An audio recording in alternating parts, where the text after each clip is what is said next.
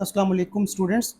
आज हम एक्सरसाइज 1.6 का क्वेश्चन नंबर 1 करेंगे और उसमें है perform the indicated operations of the following complex numbers. हमें कुछ कॉम्प्लेक्स नंबर्स दिए गए हैं और उनके ऊपर हमें कुछ ऑपरेशंस को अप्लाई करना है। जैसे हमारे पास जो फर्स्ट क्वेश्चन दिया गया है उसमें हमें दो कॉम्प्लेक्स नंबर दिए गए हैं और हमने उन दोनों कॉम्प्लेक्स नंबर्स को ऐड करना है।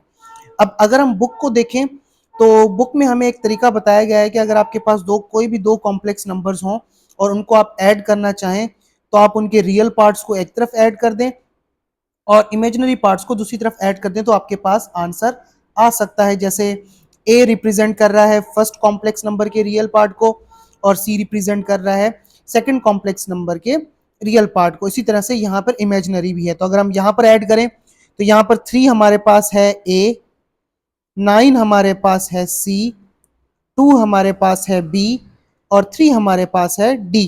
तो अगर हम इसको ऐड करें Z1 प्लस Z2 तो इसको हम किस तरीके से ऐड करेंगे? हम फॉर्मूला लिखेंगे A plus C comma B plus D और इनको अगर हम ऐड करें तो ये हमारे पास क्या आ जाएगा 3 प्लस 9 कॉमा 2 प्लस और डी हमारे पास है 3। तो यहां से जो हमारे पास आंसर आएगा वो आएगा 9 में अगर हम 3 ऐड करें तो ये हमारे पास आ जाता है 12 कॉमा और 3 प्लस 2 5। तो ये हमारे पास आंसर आ चुका है।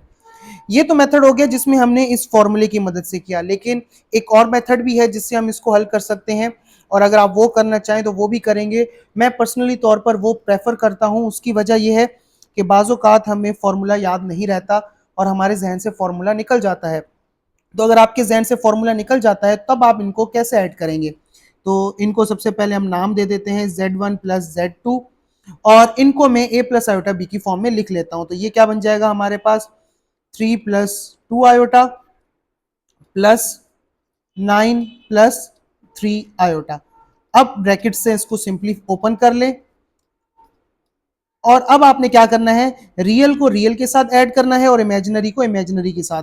तो ये और ये हमारे पास रियल नंबर्स हैं तो 3 प्लस 9 हमारे पास हो जाएगा 12 और 2 आयोटा प्लस 3 आयोटा इमेजिनरी है तो ये आ जाएगा हमारे पास 5 आयोटा। और इसको अगर हम ऑर्डर्ड पेयर में लिखें तो हम लिख सकते हैं 12 कॉमा 5।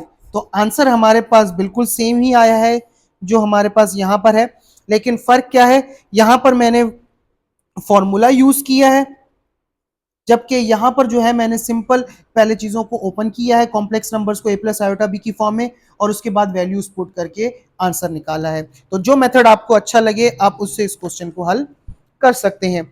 सेकंड है हमारे पास 3 divided by 2 comma 2 divided by 3। अब इसमें भी ये हमारे पास रियल पार्ट है और ये हमारे पास इमेजिनरी है और सेकंड में भी रियल और ये हमारे पास इमेजिनरी। तो इसमें मैं जो यूज करने वाला हूं वो सेकंड मेथड यूज करूंगा। तो Z1 मैंने दे दिया फर्स्ट कॉम्प्लेक्स नंबर का नाम और Z2 मैंने रख दिया सेकंड कॉम्प्लेक्स नंबर का नाम और इसको अगर मैं लिखूं तो ये बन जाएगा 3 divided by 2 plus 2 divided by 3 iota, बीच में प्लस का sign, 2 divided by 3 plus 3 divided by 2 iota. अब मैं ब्रैकेट से इसको सिंप्लीफाई कर लेता हूं, 2 divided by 3 iota plus 2 divided by 3 plus 3 divided by 2 iota. अब यहां पर मुझे क्या करना है, रियल एक तरफ लिख लेता हूं क्योंकि मुझे यहाँ पे फ्रैक्शंस हैं तो एलसीएम लेना पड़ेगा और इमेजिनरीज जो हैं वो एक तरफ लिख लेता हूं, iota plus 3 divided by 2 iota. अब रियल एक तरफ सॉल्व कर लेता हूं तो यहां पर एलसीएम आ जाएगा 6, ऊपर आ जाएगा 9।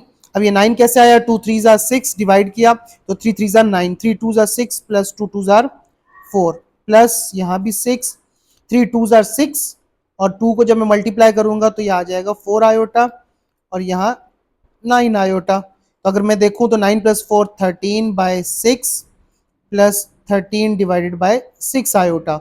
और अगर मैं इसे ऑर्डर्ड पेयर की फॉर्म में लिखूं तो ये कुछ इस तरीके से मेरे पास आंसर निकल कर आएगा। तो उम्मीद है आपको ये दोनों क्वेश्चंस एडिशन वाले समझ आ गए होंगे। अगर इनमें कुछ ना समझ आया हो तो आप कमेंट्स में पूछ सकते हैं।